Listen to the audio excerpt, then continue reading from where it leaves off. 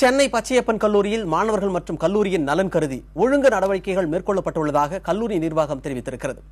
இன்று முதல் மாணவர்கள் அனைவரும் சோதனைக்கு பிறகே உள்ளே அனுமதிக்கப்படுவார்கள் என்றும் கல்லூரிக்குள் செல்ல ஒரே நுழைவு வாயில் மட்டும் திறந்திருக்கும் என்றும் அறிவிக்கப்பட்டுள்ளது.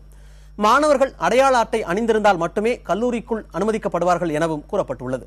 மாணவர்களின் நலன் காக்க ஒழுங்கு நடவடிக்கை குழு, மாணவர்கள் பிரதிநிதிகள் அடங்கிய குழு என 2 குழுக்கள் செயல்படும் என்றும் அறிவிக்கப்பட்டுள்ளது. பச்சையப்பன் கல்லூரி என்றாலே மாணவர்கள் அட்டகாசம் செய்வார்கள் என்ற பெயரை அடியோடு மாற்ற வேண்டும் என்றும் அதற்காக மாணவர்களுக்கு விதிக்கப்பட்டுள்ள கட்டுப்பாடுகளை அவர்கள் மதித்து நடக்க வேண்டும் எனவும் அக்கல்லூரியின் முதல்வர் காளிராஜன் தெரிவித்தார். கல்லூரி திறந்த 3 நாட்கள் தான் ஆகியிருக்கிறது சார். இன்னைக்கு தான் ஃபர்ஸ்ட் மீட்டிங். இன்னைக்கு 12 மணிக்கு மீட்டிங் போட்டுக்கிறேன்.